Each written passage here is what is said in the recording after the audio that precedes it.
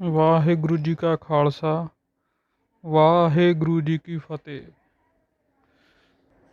ਸਭ ਤੋਂ ਪਹਿਲਾਂ ਮਿਸਤਰੀ ਵੀਰਾਂ ਨੂੰ ਵਿਸ਼ਵਕਰਮਾ ਦਿਵਸ ਦੀਆਂ ਲੱਖ ਲੱਖ ਵਧਾਈਆਂ।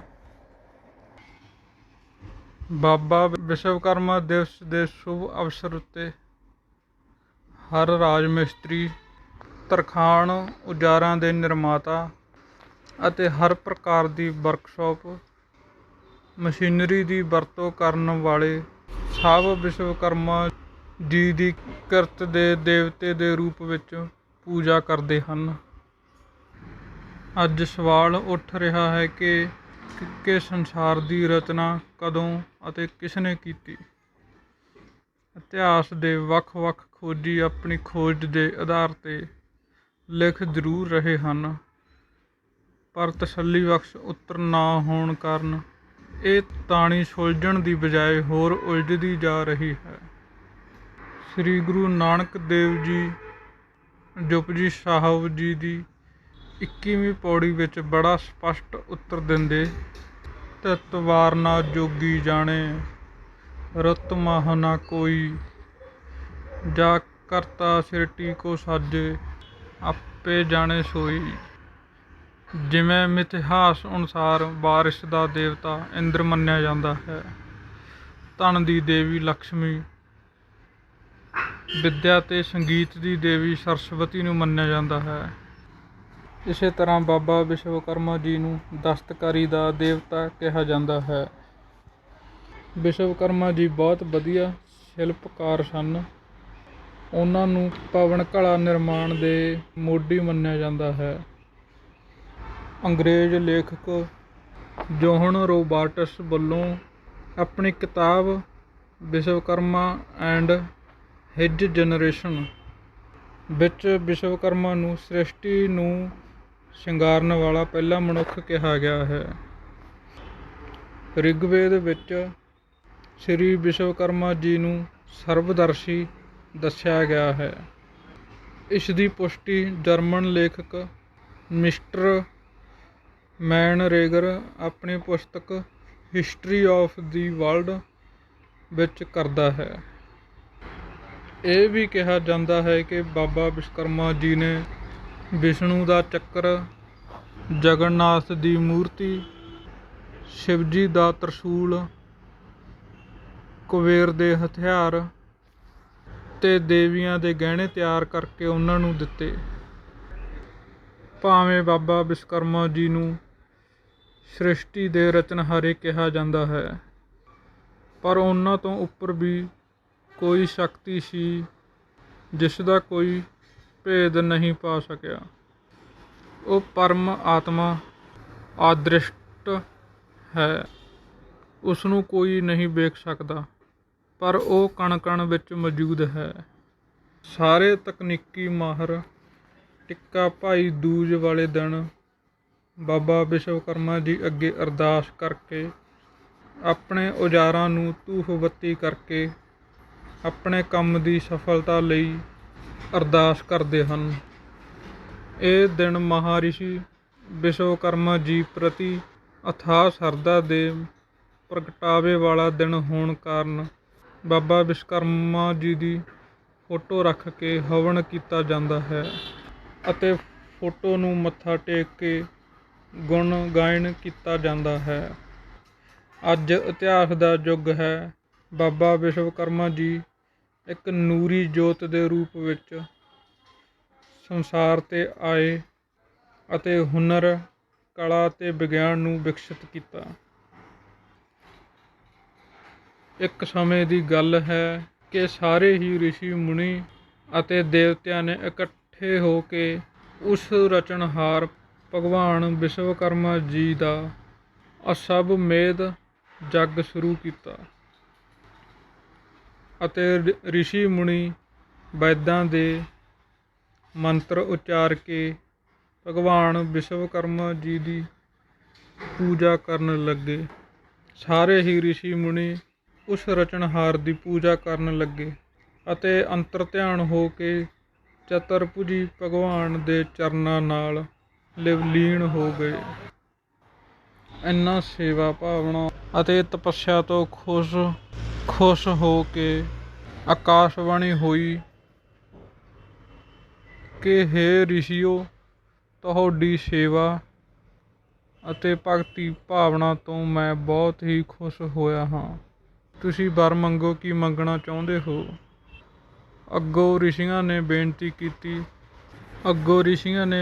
ਕੀਤੀ, ਹੇ ਪ੍ਰਭੂ ਜੀ, ਅਸੀਂ ਤੁਹਾਡੇ ਅਨੇਕਾਂ ਹੀ ਸਰੂਪਾਂ ਦੇ ਦਰਸ਼ਨ ਕੀਤੇ ਹਨ, ਪਰ ਸਾਡੇ 'ਤੇ ਕਿਰਪਾ ਕਰੋ ਅਤੇ ਸਾਨੂੰ ਸ੍ਰਿਸ਼ਟੀ ਰਚਣ ਵਾਲਾ ਸਰੂਪ ਦਿਖਾਓ।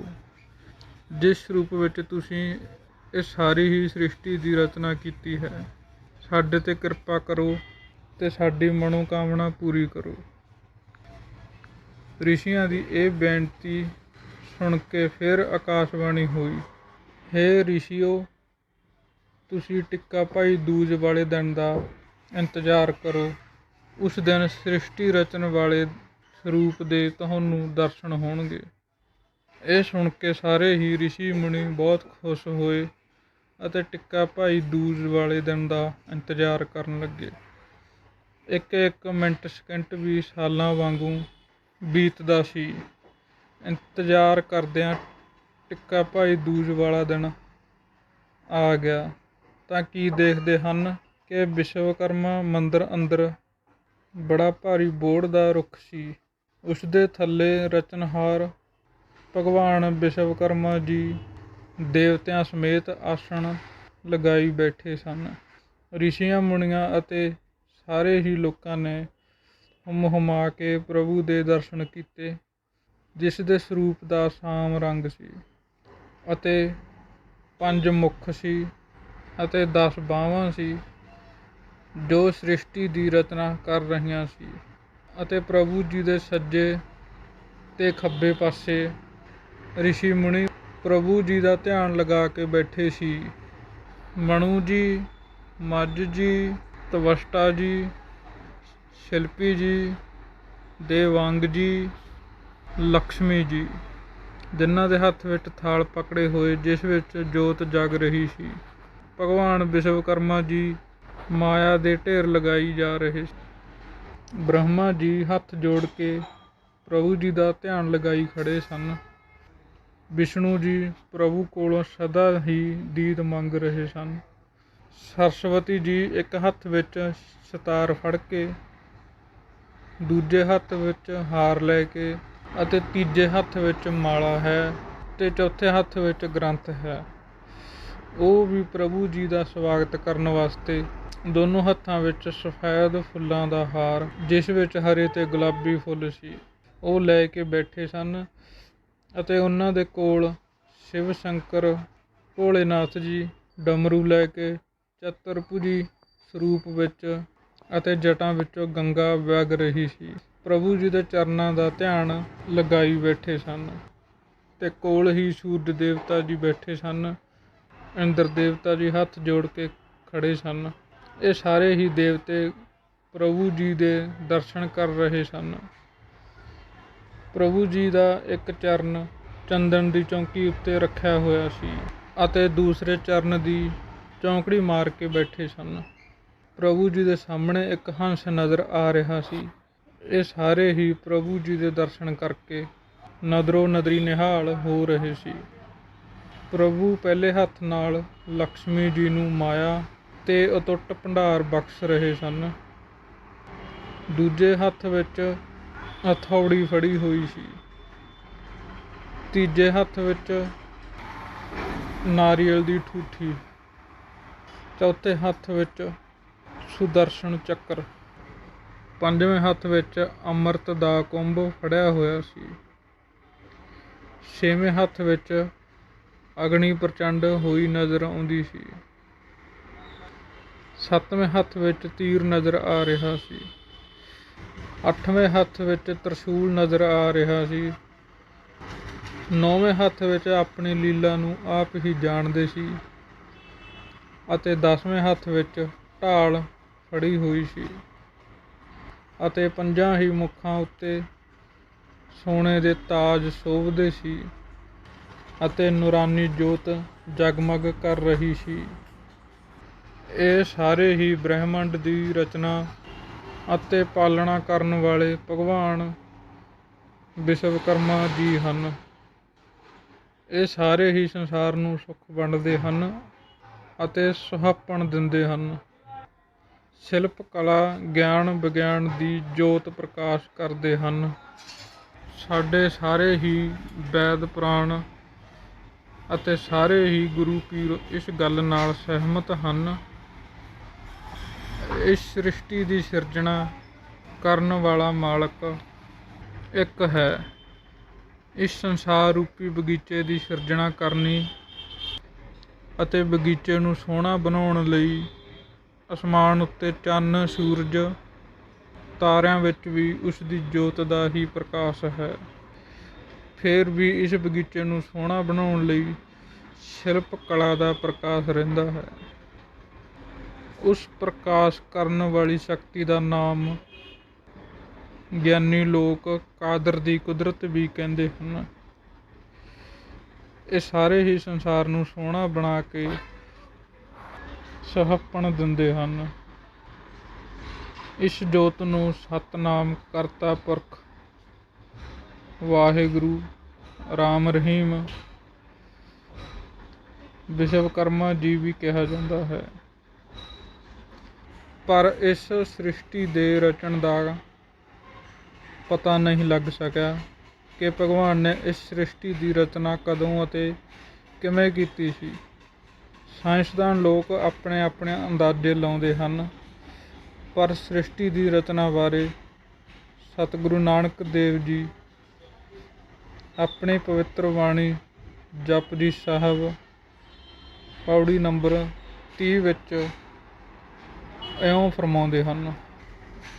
ਏਕਾ ਮਾਈ ਜੁਗਤ ਵਿਆਈ ਤਿੰਨ ਚੇਲੇ ਪ੍ਰਵਾਨ, ਇੱਕ ਸੰਸਾਰੀ ਇੱਕ ਭੰਡਾਰੀ ਇੱਕੋ ਲਾਏ ਦੀਵਾਨ, ਜਿਸ ਤਿਸ ਭਾਵੇ ਤਿਵੇਂ ਚਲਾਵੇ ਜਿਵ ਹੋਵੇ ਫਰਮਾਨ, ਉਹ ਵੇਖੇ ਉਹਨਾਂ ਨਦਰ ਨਾ ਆਵੇ ਬਹੁਤਾ ਇਹ ਵਡਾਨ, ਆਦੇਸ਼ ਤਿਸੇ ਆਦੇਸ਼ ਆਦ ਅਨੀਲ ਅਨਾਦ ਅਨਾਹਤ ਜੁਗ ਜੁਗ ਏਕੋ ਵੇਸ਼।